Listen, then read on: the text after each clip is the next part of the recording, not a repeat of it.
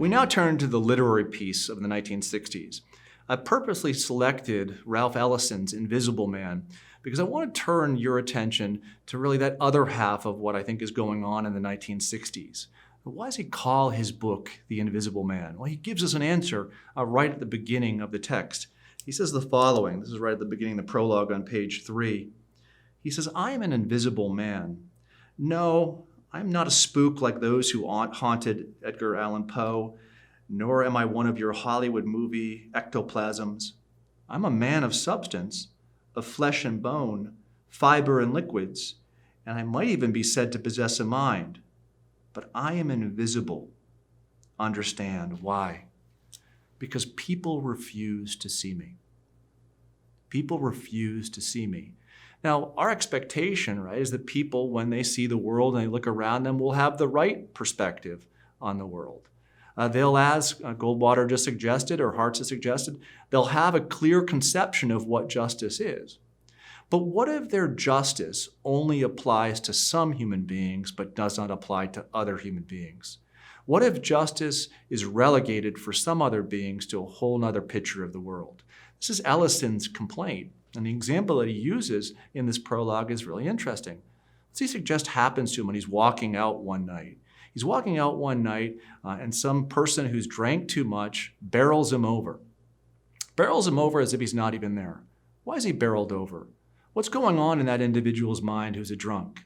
He looks at another man and he says, it doesn't matter to me if I knock over a black man, because a black man is not my equal.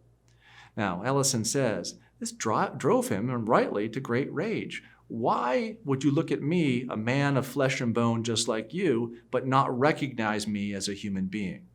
And what's it going to take for me to get you to recognize me as a human being? This really becomes the important theme of these last 3 lessons, the lesson that we're going to study here with Ellison, and then as we move to Malcolm X and finally to Martin Luther King Jr. Each of these 3 authors have experienced something like Ellison, where they haven't been granted the dignity of a human being because someone doesn't see them as visible. Someone doesn't see their rights as visible. So what is Ellison's answer by the end of this prologue? What does Ellison say he needs to do in order to gain his visibility? Is he going to put lights up all around him so that people can see him? Well, the answer is no. The answer is, and this is on page 14, what I need to do to overcome my invisibility is I need to make people see me. This great line, all sickness is not unto death, and neither is invisibility. I can hear you say, what a horrible, irresponsible bastard, and you're right. I leap to agree with you. I'm one of the most irresponsible beings that has ever lived.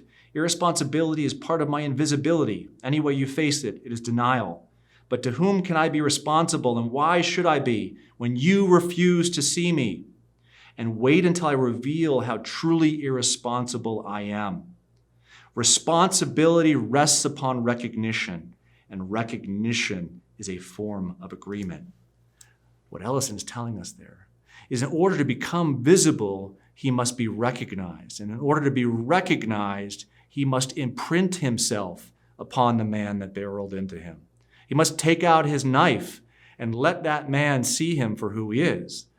What Ellison is suggesting in this piece is that perhaps the only way to be visible is to assert yourself, to assert your humanity. Really, he sees this as a challenge, but one that he as an African American must take up. Now, I want to quickly then turn your attention to the second piece that I assigned in Ellison's book, Chapter 2. There you see this beautiful scene of a college, and Ellison at that time, the narrator, is a student at this college. And here he drives a donor around and he's talking to the donor. And the donor says something really, really interesting to the young black man. He says, you know why I give money to this college? I give money to this college in the memory of my daughter because I want to do right by you people. And the narrator takes up that idea. You want to do right by my people. So you see me as someone that you can help out. You don't see me as someone who's an end in myself. You see me as an instrument, right, to memorialize your daughter. So all of your plans for me don't take me into account as a man. I am just a thing to you. It's a different type of invisibility, but it's invisibility nonetheless. And this is going to be the story of what Ellison expresses throughout his journey through his life. Right? That African Americans must make themselves visible. They must make themselves visible by truly being recognized. And that's only something that they can do on their own.